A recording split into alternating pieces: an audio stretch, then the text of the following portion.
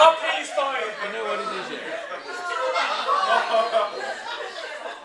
That's all you're getting of Rolf Harris. Listen, right. And the other one we're going to get out of the way. Brexit. I was going to change my talk and have half an hour on Brexit. No? We'll have a bit of fun. Okay, so many years ago, I had a bit of a change in my life. I had a bit of a change in my life where I thought I'd lost everything. And I found out that I hadn't actually lost everything, so I sold everything I still had, and then spent the next 2 years working 80 hours a week to actually lose the rest of it.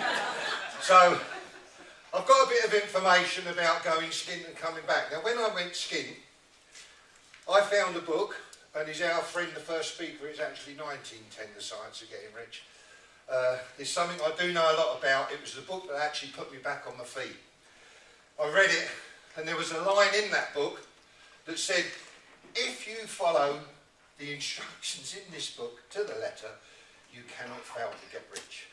And possibly, for the first time in my life, I decided to do what I was told.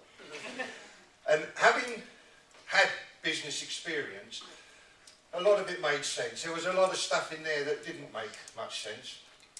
But it did get me back on my feet. And then I started going on search for what had happened. And I found what had been written about self-development and wealth creation and all these other things. If the whole world was what's been written, that's how much you need to know. Simple, but not easy. Once you can actually master that little bit, you can conquer the world. But one of the worst things that happens is we get programmed from a very early age.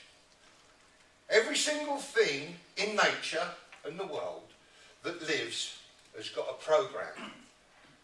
And guess what? Its program is success. But in its infinite wisdom, whatever controls all this, said, hang on a minute, let's give the human being the ability to decide things for himself.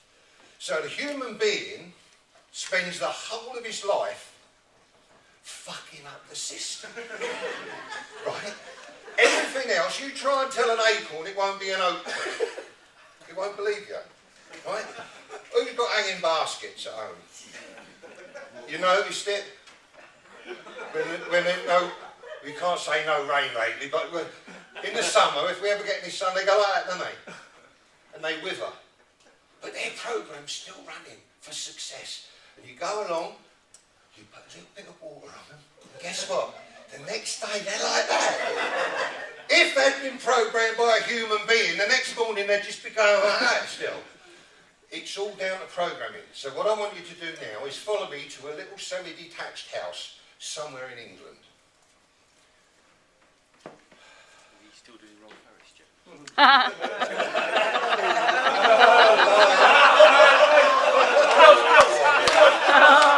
you still doing Rolf Harris jokes? You've got to remember. Be very careful. You've got to remember, this little baby is programmed for success. Oh, you ought to see it, darling. I can't wait till he can walk. Come on, Johnny. Get you. And a few months later, little Johnny gets up and he starts toddling about.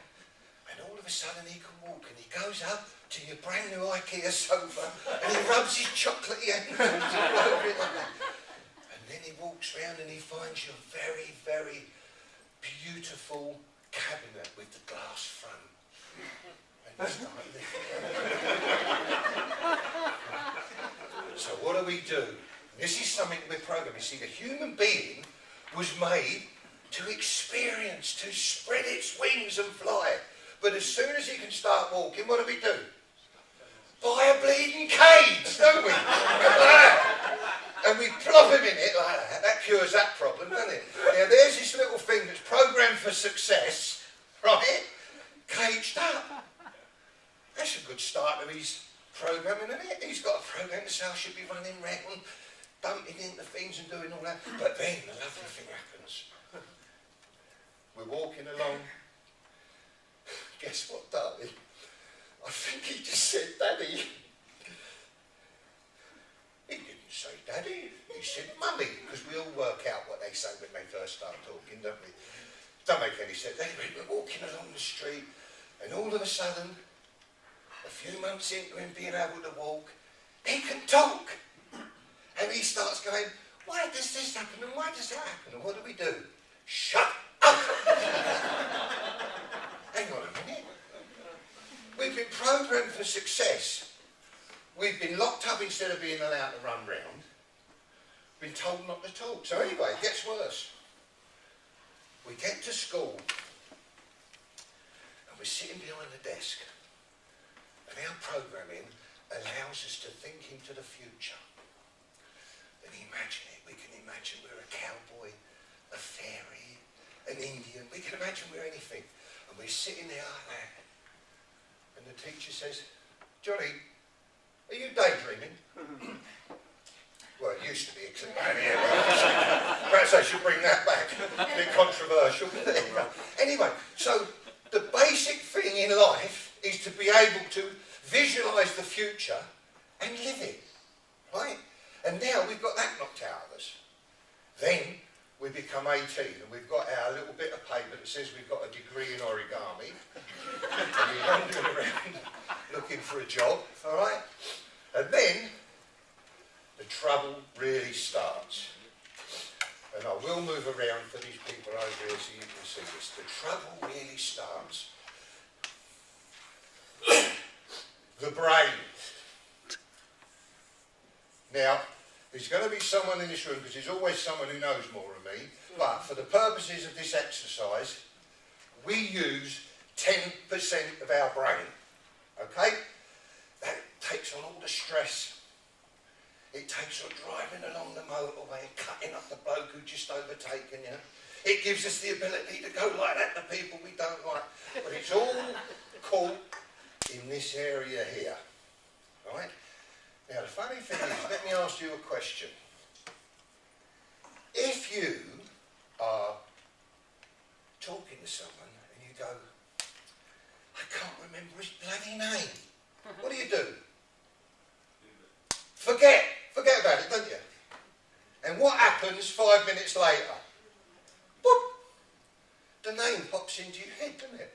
So why do we spend so much time in this area here, when in this bit here, what I call the play area, it works without you thinking? Right? Programming again. But what happens then? We are programmed. We've got mum and dad, and I'm going to give mum a nice little skirt, high heels, big smile. And then we've got dad, big boots, he works in the mines. Right? So we've got mum and dad. Now we've already seen what they've done to help your programming, right? But the thing is, can I just drink a bit of that water? The thing is that no one programs you because they want to ruin you. They program you because they think it's the right thing to do. And someone who's scared to do something says to you, don't do it. And you believe them. But mum and dad have had their bit. And then we get the teacher at school, and I'm going to draw Brad's teacher here. Big grumpy bastard he was. And he says, Brad, you will account for nothing because you're ignorant. But he don't know that ignorance is one of the best things you can have when you're self-employed, because you don't overanalyse things, see. So there's the teacher. And then we have Bill up the pub. You pop in and you go, take a set of plans, you're having a house built. You take a set of plans in with you. And all of a sudden Bill says, what's that, Mush? Oh, I'm having a house built. Oh, I won't do that. I'll move that wall over there. And I'd build that little bit on there, and I'd have a nice garden, and I'd do this. Now, I don't know if you realise it, Bill's a greengrocer. But we're listening to him. I don't know about you, but I'd rather go to an architect, wouldn't you, if I was having there as well? But we're listening to Bill. Then we've got my favourite, or one of my favourites. If it were me. If it were me, I'd have 5 one-on-ones. I thought sod all this free. If it were me, I'd start the thing later so I can miss the traffic. If it were me, we've all got them, haven't we? And we start logging all this information in, and it's ruining us. But the best one of all time, here he is with a big smile on his face, because he is I'm gonna. He's your volunteer. He's the one that's going to help you do things. And you say to him, can you give us a hand doing that? Yeah, I'm going to do that later because I've got something on at the moment, and I'm going to do this and I'm going to do that. So we've got all these people, right, that have programmed us. Subliminally, it's all going in, all this information. And this is a bit of fun, but just have a little think about all the things that are stopping you in life, right? They're placed there by people who have got no knowledge to put it there, and you're believing them. And that is your limiting belief. Now, we mentioned earlier about having being able to visualise the future. And when I do my workshops or coaching, people say, well, listen, you can't visualise the future, really. I said, well, you can, and you can live it. Come off it. Visualise it and live what experience what? Yeah, because that's what you've got to do, you've got to enjoy it. So he said, well, prove it to me. I said, well, hang on a minute. Let's go on holiday. What we do is we pick up the brochure. We go online now, don't we? We used to have brochures, right? And we look at it, and as we're looking at it, we're looking at a picture of the palm trees. The scene we're looking about. Are you moving there? You going there? Yeah, you sort of move along with it. And then, once you've run the estate agent, said, book it. Holiday mode. You're there, right? So all of a sudden, who's that? Oh. Fine. Can I have that money? Is it happened in my stick? So, what we do, we're going on holiday, okay? And we're in the spirit. We're in holiday mode. We're living the future. Now, while you are thinking about your holiday, do you think of it pissing down with rain? No. Do you think of walking along the beach and stubbing your toe? Or getting rushed off to A&E? Right? No. We think of all the good things. Yet when we visualise the future that's going to help us in our business or our life, we say everything's going to go wrong. So you can visualise the future, and you can actually think of good things that are going to let you arrive. But the worst thing that happens, we go on holiday, and we packed all the cases, we're in holiday mode, and we wander along to the airport with the cases, strip off, get searched, get busted. Put our cases through the security, come out the other side, go through, do your passport, do your bits and pieces, get it all stamped, and you're going down the ramp there, you know, that little thing that takes you onto the plane, and you're going down there, and you're feeling better, and you get in your seat, and half an hour later you've got a lovely gin and tonic. Lovely, the holiday started good and proper. Ooh, that's lovely. And then you get to the other end, go through all the business, and then you go through the doors. And do you know that smell you get? Oh, you don't get it anywhere else but when you're on holiday. And then the warmth hits you and you feel, oh God, this is going to be alright. So you go to bed, and the next morning you get up, you put your flowery shirt on. If you ain't got one, borrow one of Steve. You put your flowery shirt on and your long balled shorts. You're going to give it something, walking up and down, having a laugh and a joke. Hello everyone. And do you notice something else? How everyone's happy on holiday. Hello. Yet in real life, back home, you're going like that.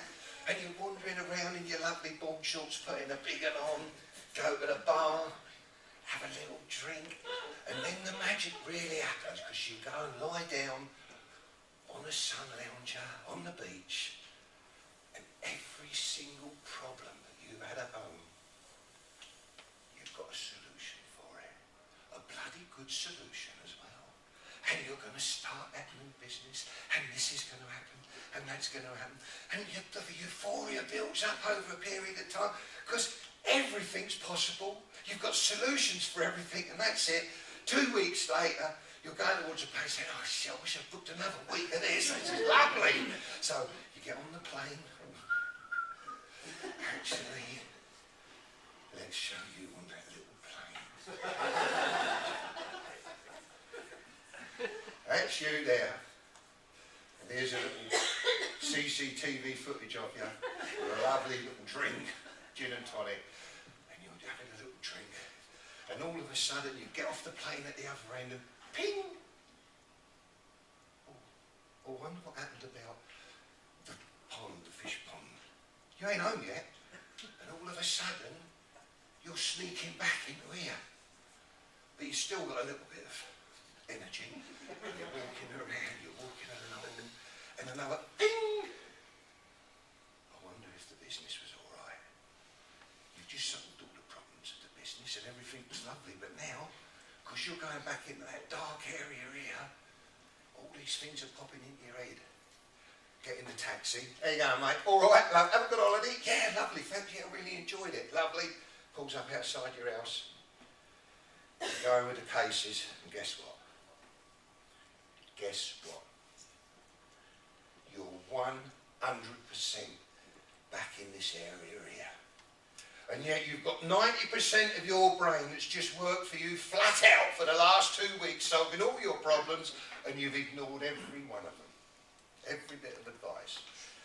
Now, my suggestion to you is that next time you go on holiday, you take a notepad with you. Because every idea you have and every solution you make is the right solution, because it's done without all these people poking their bleeding nose in. No hurdles, right? And that's the only thing that does you, is that limiting belief, okay?